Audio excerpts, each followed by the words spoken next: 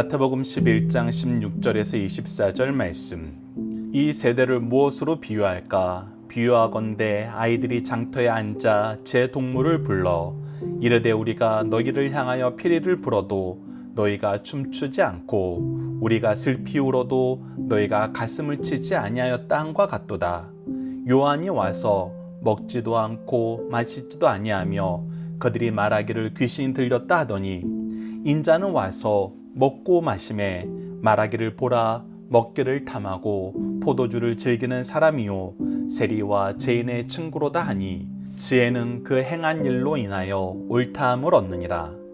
예수께서 권능을 가장 많이 행하신 골들이 회개하지 아니하므로 그때 책망하시되 화 있을진저 고라시나 화 있을진저 벳세다야 너희에게 행한 모든 권능을 두로와 시돈에서 행하였더라면 그들이 벌써 베옷을 입고 재에 앉아 회개하였으리라. 내가 너희에게 이르노니 심판날에 두로와 시돈이 너희보다 견디기 쉬우리라. 가버나움아 내가 하늘에까지 높아지겠느냐 음부에까지 낮아지리라. 내가 행한 모든 권능을 소돔에서 행하였더라면 그 성이 오늘까지 있었으리라. 내가 너희에게 이르노니 심판날에 소돔 땅이 너보다 견디기 쉬우리라 하시니라. 아멘. 안녕하세요. 승리한 가족 여러분 그리고 강성성경 연구원 여러분, 오늘은 마태복음 61번째 강좌로 마태복음 11장 16절에서 24절 말씀을 예수님에 대한 성경적 증언을 받아들이자라는 제목으로 함께 말씀을 나누도록 하겠습니다. 승리한 삶은 박유일 목사님의 고속사로 조망한 성경 연속 강의 집을 통해서 편집이 되어 있고요. 우리가 지금 함께 말씀을 나누고 있는 부분은 마태복음 2권 내용을 토대로 편집이 되어 있습니다. 자, 오늘 본문 말씀을 보도록 하겠습니다. 지난 시간에 세례 요한에 대해서 증언하신 예수님께서 이제 세례 요한과 함께 예수님에 대해서 믿지 못함을 한탄하시면서 말씀을 하십니다. 그래서 예수님을 믿으라고 얘기하시는 것입니다. 이제 돌이키고 회개하라고 얘기하십니다. 그렇지 않았을 때 어떤 결과가 나타나는지까지 오늘 본문 말씀에선 얘기하고 있습니다. 자, 16절을 보시죠. 이 세대를 무엇으로 비유할까? 비유하건대 아이들이 장터에 앉아 제 동물을 불러 이르되 너희를 향하여 피리를 불어도 너희가 춤추지 않고 우리가 슬피 울어도 너희가 가슴을 치지 아니하였다 함과 같도다 라고 얘기하십니다. 즉 이 세대에 대한 비유가 무엇이냐면 아이들이 공터에 모여 있어요. 근데 모여 있는 모습이 이러지도 저러지도 않고 아무것도 하지 못하는 무능력한 상태에 있어요. 근데 그때 한 동무가 와서 피리를 불어서 즐겁게 해줍니다. 즐거움을 전사해요. 즐거움을 함께 누리도록 준비해요. 근데 이 즐거움을 줘도 그들이 함께 즐거움에 참여하지 못합니다. 함께 춤추지 못해요. 때로는 이것이 우리가 깊이 회개하고 눈물로써 기도해야 된다고 얘기하고 기도에 대한 이유와 기도에 대한 방법과 기도에 대한 대상을 얘기해줘도 어떻게 하냐면 가슴을 치지 않아요. 이 슬픔에 동참하지 못해요. 좋은 것도 나쁜 것도 아무리 얘기해도 동참하지 않는 정말 영혼 없는 사람과 같은 모습으로 너희들이 있다는 것입니다. 이 말씀이 어디에서 나타나는지, 어떤 말씀을 근거로 말씀하셨는지 우리가 함께 묵상할 말씀을 통해서 확인해 봅시다. 이사야서 30장 29절을 보십시오. 너희가 거룩한 절기를 지키는 밤에 하듯이 노래할 것이며 피리를 불며 여호와의 산으로 가서 이스라엘의 반석에게로 나아가는 자 같이 마음에 즐거워할 것이라. 즉 우리에게 예배가 회복되고 하나님과 함께 교제하는 것이 회복되었을 때 우리는 하나님께 나아가는 것을 기뻐하고 즐거워하며 춤추면서 노래하면서 나아갈 것을 우리에게 말씀하십니다. 그런데 이것에 동참하지 못하는 자들이 생긴다는 거예요. 반대로 에스겔서 18장 30절을 보십시오. 주 여호와의 말씀이니라 이스라엘 족속아 내가 너희 각 사람이 행한 대로 심판할지라 너희는 돌이켜 회개하고 모든 죄에서 떠날지어다. 그러한즉 그것이 너희에게 죄악의 걸림돌이 되지 아니하리라. 즉 회개하지 않으면 너희들이 울리게 된다는 거예요. 슬퍼하게 된다는 거예요. 지금 우리가 죄를 뒤집어쓰고 가슴을 치면서 하나님께 회개해야 될 때라는 거예요. 회개해야 될 이유에 대해서 얘기하고 방법에 대해서 얘기해도 아무런 반응을 보이잖아요. 왜 그렇습니까? 그들에게 지금 하나님이 중요하지 않은 거예요. 하나님의 백성됨이 중요하지 않은 거예요. 앞서 우리가 세례 요한을 보러 왜 광야까지 나갔다고 얘기했어요. 선지자를 보러 간 거였어요. 하나님의 말씀을 듣길 원하고 하나님과 함께하고 싶어서 나간 거였어요.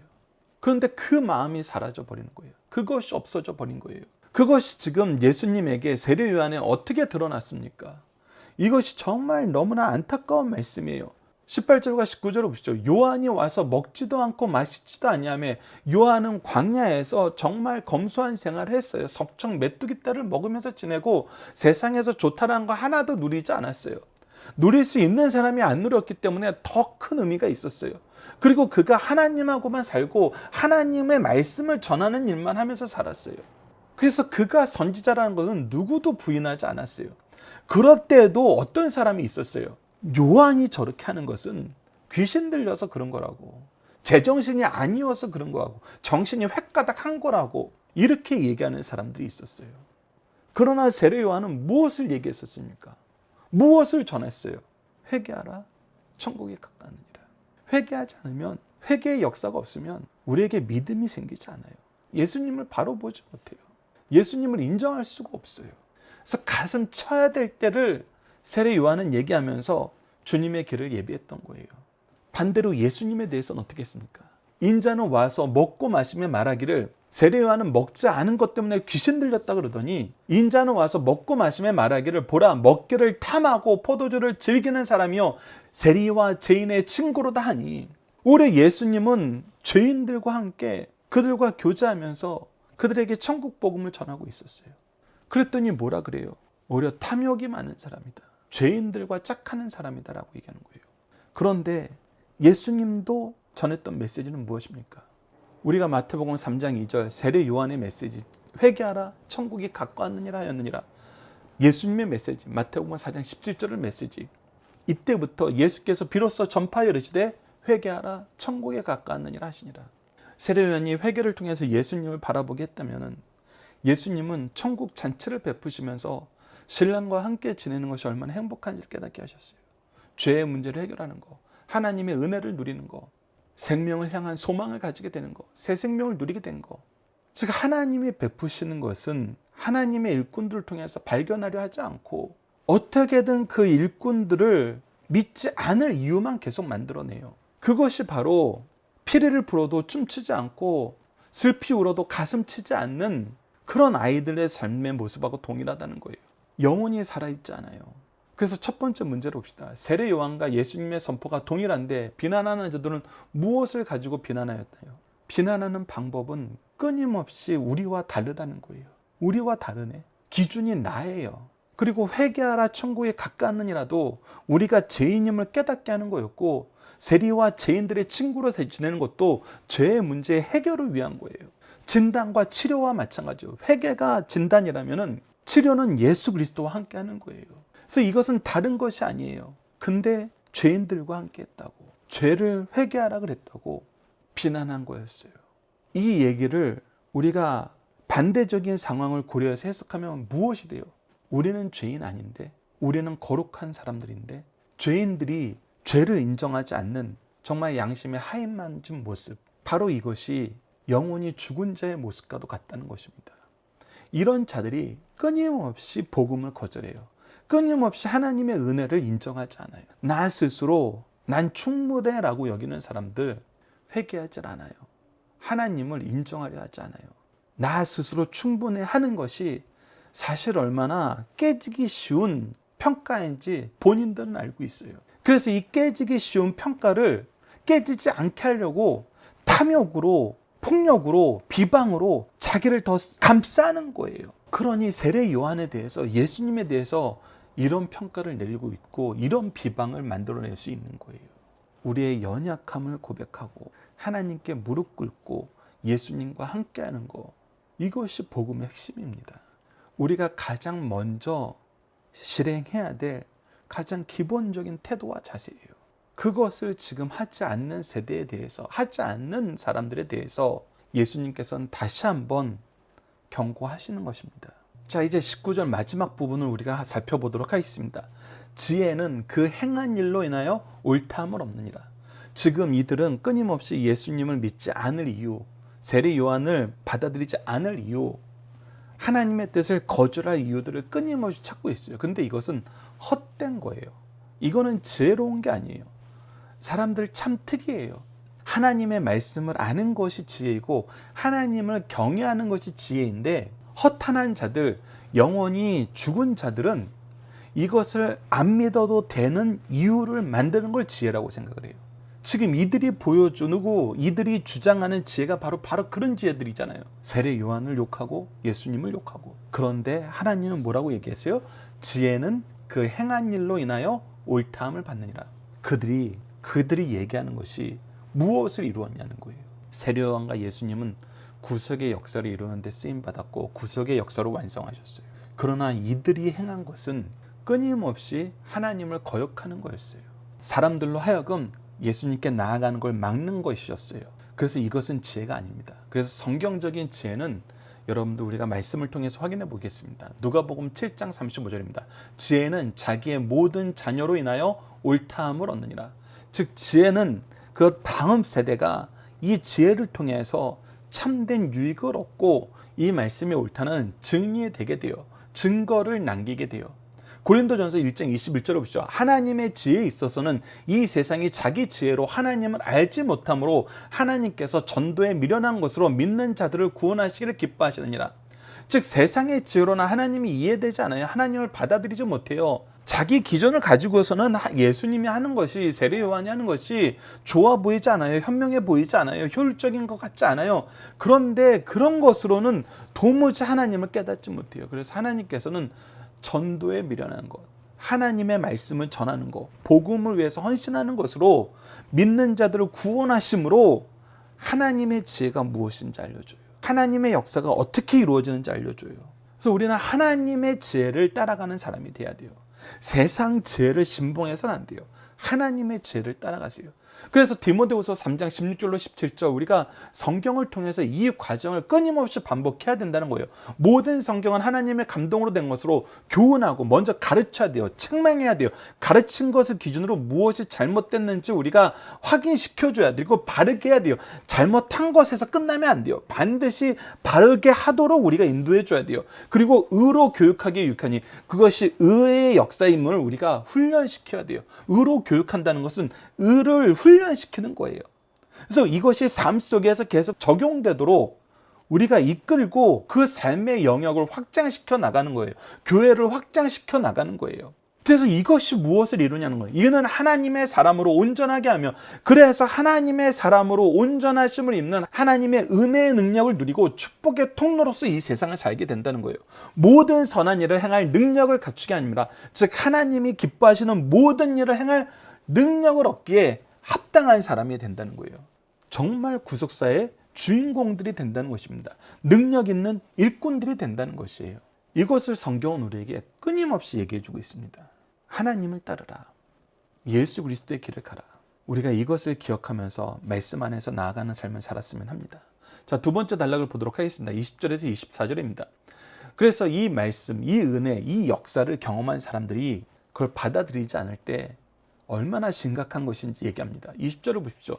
예수께서 권능을 가장 많이 행하신 고을들이 회개하지 아니하므로 그때에 책망하시되, 예수님은 끊임없이 세례 요한은 계속해서 회개하라, 천국에 가까우니라, 이 말씀을 가르치고 선포하고 이 말씀 안에서 우리의 연약함을 고쳐주고 채워주고 계세요. 이것을 계속 경험하는데도 회개하지 못해요. 자기에게 조금이라도 도움이 될 것 같다고 계산하면 와서 누리고 이제 자기가 손해볼 것 같으면 빠져나가요. 항상 내가 기준이에요. 나의 죄악됨이 기준이에요. 이거 너무나 미련한 거거든요. 다시 죄악으로, 다시 사망으로 달려가는데 책망하시는 거예요. 그러면서 뭐라고 얘기하십니까? 21절을 보시죠. 화 있을진저 고라시나 화 있을진저 벳세다야, 너희에게 행한 모든 권능을 두로와 시돈, 즉 이방 도시에서 행했더라면 그들이 벌써 베옷을 입고 제 앉아 회개하였으리라. 하나님을 알지도 못하고 깨닫지도 못하고 경험도 극히 간접적으로 했던 이 도시들도 너희들에게 나타난 메시아의 사역, 하나님의 은혜 정도를 그들이 경험했으면 그 자리에서 회개했을 거라는 거예요. 계속해서 봅시다. 22절부터 봅시다. 내가 너에게 이르노니 심판날에 두로와 시돈이 너희보다 견디기 쉬우리라. 즉 너희들이 받은 은혜가 그렇게 큰데도 깨닫지 못했다는 것은 너희들이 얼마나 양심이 하이 맞았고 너희들이 얼마나 목이 곧았는지를 이 두로와 시돈 사람들이 오히려 비난하면서 우리가 쟤네보단 낫죠라고, 쟤네보단 죄가 덜하죠라고 얘기하면서 쟤네보다 낫죠라는 얘기를 듣게 된다는 거예요. 계속해서 23절 보시죠. 가버나움아 내가 하늘에까지 높아지겠느냐 음부까지 낮아지리라. 너희들이 어찌 그렇게 하나님의 말씀을 듣지 않고 깨닫지 않고 순종하지 않느냐. 너희들이 도대체 얼마나 높아지려 그러느냐. 근데 그거 너희들 높아지는 거 아니다. 오히려 너희들이 음부까지 낮아지는 것이다. 내게 행한 모든 권능을 소돔에서 행하였더라면, 우리가 이미 예전에 나눴던 것처럼 소돔과 고모라는 창세기에 나타나는 정말 타락한 도시의 대명사예요. 하나님이 도저히 용납할 수가 없어서 불로 심판한 곳이에요. 그런데 하나님께서 이렇게 저주의 대명사, 심판의 대명사로 우리에게 가르쳤던 이 소돔과 고모라도 너희들에게 행한 하나님의 은혜의 역사, 예수 그리스도의 복음의 역사를 경험했더라면 놀라운 말씀이죠. 그 성이 오늘까지 있었으리라. 즉 하나님의 심판을 피하고 하나님의 말씀에 순종하면서 회개하고 하나님을 섬겼을 거란 거예요. 근데 너희들은 과거의 모든 역사가 있는데 어찌 믿으려 하지 않느냐는 거예요. 그래서 뭐라 그러십니까? 내가 너희에게 이르노니 심판날에 소돔 땅이 너보다 견디기 쉬우리라 하시니라. 충격적인 말씀이죠. 우리가 함께 묵상할 말씀을 좀 더 보도록 하겠습니다. 히브리서 10장 28절로 29절을 보시다. 모세의 법을 폐한 자도 두세 증인으로 말미암아 불쌍히 여김을 받지 못하고 죽었거든. 그러니까 모세의 법은 그림자법인데도 얼마나 하나님께서 철저하게 심판하셨어요. 그 죄의 심각성에 대해서 얼마나 진지하게 말씀하셨어요. 그런데 하물며 하나님의 아들을 짓밟고 자기를 거룩하게 한 언약의 피를 부정한 것으로 여기고 은혜의 성령을 욕되게 하는 자가 당연히 받을 형벌이 얼마나 더 무겁겠느냐. 너희는 생각하라. 너희들이 지금 예수 그리스도의 은혜를 직접 보고 하나님의 아들의 역사를 직접 보고 있는데도, 더군다나 지금 히브리서의 말씀이 우리에게 주어질 때에는 우리는 부활의 역사까지도 다시 오심의 약속까지도 분명히 알고 있음에도 불구하고 우리가 자기의 영광을 위해서 끊임없이 하나님의 영광을 거부하는 삶을 산다면 그 형벌이 얼마나 무겁겠는지 생각해 보라는 것입니다. 누가복음 12장 47절로 48절로 봅시다. 주인의 뜻을 알고도 준비하지 아니하고 그 뜻을 행하지 아니하는 종은 많이 맞을 것이요. 즉 구약을 통해서 하나님의 뜻이 무엇인지 알게 하셨고 그 하나님의 뜻을 행할 능력과 은혜도 더 많이 받았어요. 그럼에도 불구하고 행하지 않아요. 그러면 많이 혼나야죠. 누구보다 더 많이 혼나야 돼요. 알지 못하고 맞을 일을 행한 종은 적게 맞으리라. 알지 못하고 깨닫지 못해서 못한 종보다 다 알면서도 힘써 거역한 종은 더 혼나야죠. 그래서 얘기하십니다. 물은 많이 받은 자에게는 많이 요구할 것이요 많이 맡은 자에게는 많이 달라 할 것이니라. 근데 그럼에도 불구하고 뭐예요? 안 하는 거예요. 거절하는 거예요. 그러면 무엇이 있다? 심판이 있다. 회개하라. 회개해야 된다. 다시 한번 말씀하시는 것입니다. 회개의 중요성에 대해서 우리에게 계속 얘기하고 계세요. 자, 두 번째 문제로 봅시다. 어째서 구약의 타락한 도시들이 지금 복음을 듣는 도시보다 견디기 쉬운 곳이라는 평가를 받게 되었습니까? 우리가 앞서 세례 요한보다 큰 자가 된다는 것은 예수 그리스도의 구원의 은혜를 우리가 더 풍성히 누리고 더 풍성히 전해줄 수 있는 존재가 되었다는 거예요.